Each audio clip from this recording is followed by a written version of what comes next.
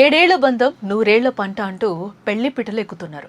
సమాజంలో తాలిపట్టుకున్న పవిత్రత మరే దేనికి లేదు. అలాంటిది పవిత్రమైన పెళ్లి బంధం రోజు రోజుకు ప్రాణాల మీదకు తెస్తోంది. వివాహేతర సంబంధాల వ్యామోహంలో పడి కొందరు భార్యలు తమ భర్తల పాలిట యమపాశాలుగా మారుతున్నారు. నమ్మిన భర్తను అంతమొందించేందుకు భార్యలు వేస్తున్న పన్నాగాలు వింటుంటే జనం గుండెలు గుబులు పుడుతుంది. ప్రియుడి కోసం భర్త ప్రాణాలు తీసేందుకు ఎంతటి దారుణానికైనా ఒడిగడుతున్నారు. పచ్చని సంసారాల్లో అక్రమ సంబంధాలు నిప్పులు పోస్తూ ఉన్నాయి. తాజాగా ఉమ్మడి వరంగల్, ఖమ్మం జిల్లాల సరిహద్దుల్లో వెలుగు చూసిన ఏ ఘటన అందరినీ కూడా తీవ్ర దిగ్భ్రాంతికి గురి చేస్తుంది. నూరేళ్లు తోడుంటానని ప్రమాణం చేసిన భార్యే భర్తను యాక్సిడెంట్ చేసి చంపాలని కుట్ర పనింది. ఈ ప్లాన్ బయటపడటంతో భర్త ప్రాణభయంతో వణికిపోతున్నాడు.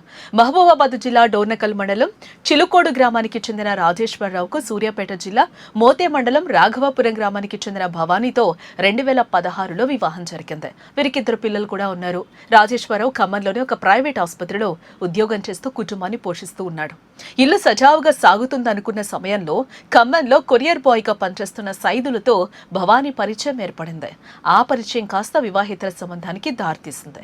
భర్త ఆసుపత్రిలో పనిలో బిజీగా ఉన్న సమయంలో భవానీ ప్రియుడితో సన్నిహితంగా గడపడం ప్రారంభించింది. గత నెల 27వ తేదీ మధ్యాహ్నం భోజనం చేసేందుకు రాజేశ్వరరావు ఇంటికి రావడం జరిగింది. ఆ సమయంలో ఇంట్లో భార్య భవానీ వేరే వ్యక్తితో సన్నిహితంగా ఉండటం కళ్లారా చూశాడు. భార్య వ్యవహారాన్ని గమనించిన రాజేశ్వరరావు ఒక్కసారిగా షాక్కి గురయ్యాడు. విషయాన్ని గ్రామ పెద్దల దృష్టికి తీసుకెళ్లేందుకు సిద్ధమయ్యాడు. ఈ క్రమంలో గత నెల 28న చిలుకోడులో పెద్దల సమక్షంలో పంచాయతీ ఏర్పాటు చేశారు.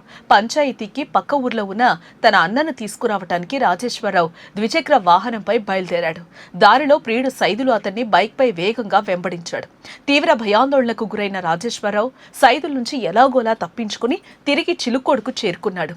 ఇంటికొచ్చిన తర్వాత భార్య ప్రవర్తనపై అనుమానం వచ్చి భవానీ ఫోన్ను చెక్ చేశాడు.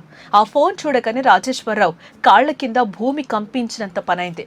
వాట్సాప్, ఇన్స్టాగ్రాముల్లో భవానీ తన ప్రియుడు సైదులకు పంపిన మెసేజ్లు చూసి దిగ్భ్రాంతి చెందాడు. నా భర్తను ఎలాగైనా చంపే, ఇంట్లో చంపితే అనుమానం వస్తుంది, బయట ఎవరితోనైనా యాక్సిడెంట్ చేయించి ప్రాణాలు తీ, నువ్వు ఈ పని చేయకపోతే నేను చచ్చిపోతాను అంటూ భవానీ ప్రియుడికి వరుసగా సందేశాలు పంపించింది.